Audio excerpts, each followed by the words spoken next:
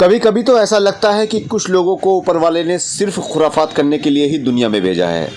कभी चुनाव से पहले खुराफातें की जाती थीं तो अब चुनाव के बाद भी खुराफातों का सिलसिला चलता रहता है। आज एक ऐसा ही मामला सामने आया है बिजनौर में विकास भवन में खड़ी अंबेडकर की मूर्ति पर। यहाँ किसी शरारती तत्व ने अंबेडकर की मूर्ति को लाल चुनरी पहना दी। इसी के चलते भीमराव अंबेडकर जन कल्याण समिति ने राष्ट्रपति के नाम एक ज्ञापन प्रशासन को सौंपा, जिसमें शरारती तत्व के खिलाफ सख्त कार्रवाई किए जाने की मांग की गई है। उसका अध्यक्ष हमारे महामंत्री हैं और तमाम पदाधिकारी हैं और हमारे छात्रावास से काफ़ी छात्र आए हुए हैं इसमें।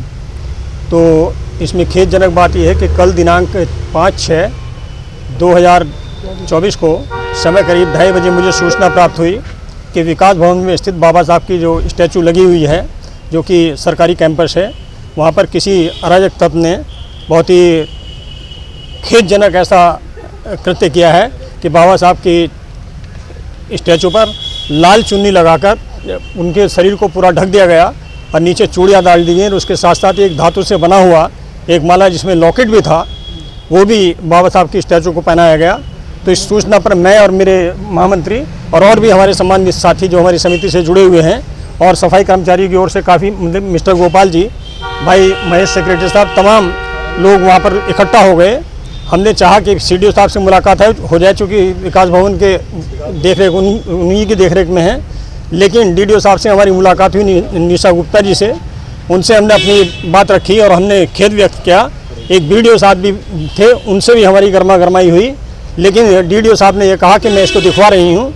इससे पहले ही जब तक मैं पहुँचा वहाँ, तब तक बाबा साहब की स्टैचू से लाल चुन्नी हटा दी गई थी और जो चूड़ियाँ थी वो भी हटा दी गई थी। तो मेरा कहने का तात्पर्य यह है कि अगर बाबा साहब की स्टैचू के साथ इस तरह छेड़छाड़ की जाएगी, राजक तत्व उसको नुकसान पहुंचाने का काम करेंगे, तो हम लोग शांति से बैठने वाला नहीं है।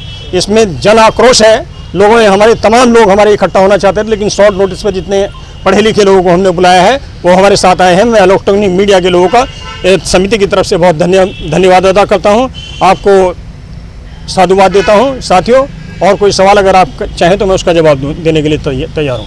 क्या मांग करते हैं? मांग ये करते हैं कि प्राइमा फेसी कानून के हिसाब से जैसे ही ये पता लगा था प्रशासन के लोगों को, डीडीओ साहब को पता लगा कि बाबा साहब की स्टैचू के साथ छेड़छाड़ की गई है, वहाँ पर चुन्नी पहनाई गई है, तो उनका ये कृत्य बनता था कि फ़ौरन अपने स्टाफ को बुला के ये पता लगाते, क्योंकि चौकीदार भी हैं वहाँ और भी कर्मचारी इस देखरेख में लगे होते हैं, उनको तत्काल पुलिस को इन्फॉर्म करना चाहिए था और प्राइमा फेसी एक FIR दर्ज करनी चाहिए थी और उसमें इन्वेस्टिगेशन होनी चाहिए थी, ताकि ये पता लगता, क्योंकि CCTV के जरिए तमाम एविडेंस कलेक्ट की जा सकती थी, उस लोगों की एविडेंस भी कलेक्ट हो सकती थी, इलेक्ट्रॉनिक मीडिया की भी एविडेंस कलेक्ट हो सकती थी। एविडेंस कलेक्ट होने के बाद जो भी दोषी होता उसके खिलाफ कार्रवाई होती, उसको जेल भेजा जाना चाहिए था।